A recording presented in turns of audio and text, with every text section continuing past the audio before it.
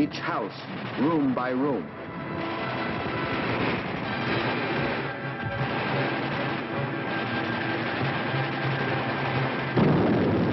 The Russians knew their cities would be demolished, but their objective was not to save cities, but to destroy Germans. A high price to pay for a copy of Mein Kampf. So the Germans were forced out of their armored shells to fight and to die in the hand-to-hand combat they thought they had abolished. There was another item the Germans had overlooked. They overlooked people. And generals may win campaigns, but people win wars. And on that fatal June 22nd, when the Russian people first learned of the invasion of their country, their grim faces told of their determination to fight and to die, but never to surrender. They knew this wasn't a question of who occupied what piece of land. This was a question of life or death. This war is not an ordinary war. It is the war of the entire Russian people, not only to eliminate the danger hanging over our heads, but to aid all people groaning under the yoke of fascism. So the alarm was spread to factory and farm. And from every Russian town and village, men poured forth to answer the call. From now on, one thing mattered and one thing only: victory. Total war meant total mobilization. Not war just for soldiers, but war for everyone. Young or old, male or female, made no difference. Age had nothing to do with it. If you were only 12 years old, there was work for 12-year-olds to do. Sex had nothing to do with it. If you could hold a rifle, you were a soldier. If you could turn a lathe, you were a soldier. If you could harvest the fields, you were a soldier. If you could handle a locomotive or pilot a ship or guide a tractor, you were still a soldier. For everything you did was part of that total war. Nothing that the enemy could use was left behind. Not a yard of wire or a pound of iron. Not an acre of wheat or a head of cattle. And the old men stood watch over the fields, ready to give the word to burn at the first sight of the enemy.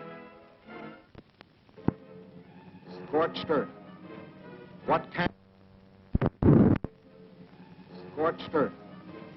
What can't be withdrawn must be destroyed. That meant the factories, the plants, the oil depots.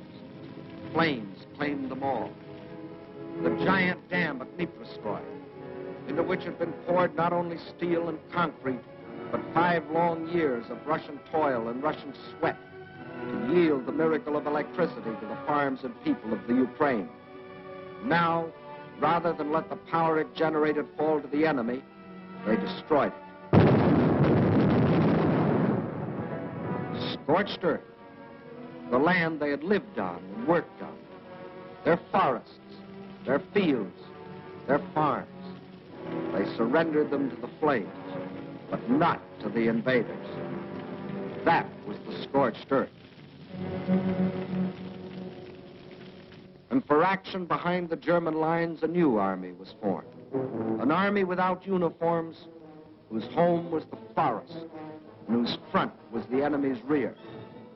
A guerrilla army. A minimum of glory and a maximum of determination. Their achievements were seldom recorded. Look well at these faces. You will never see them again in the ranks of war prisoners or read their names over heroes' graves.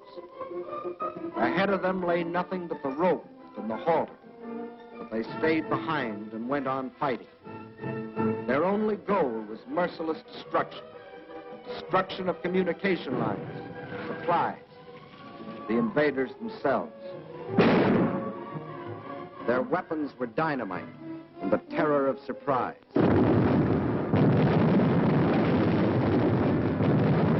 They asked for no mercy, and they gave none.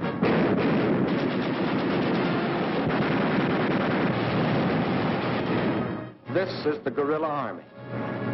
This, the scorched earth. This, the Red Army. These, its leaders.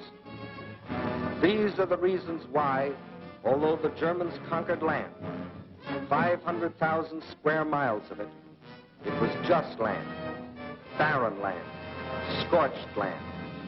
These are the reasons why, after 5.5 months of blitz warfare, after coming within sight of their goal, the Germans were stopped at the very gates of Moscow.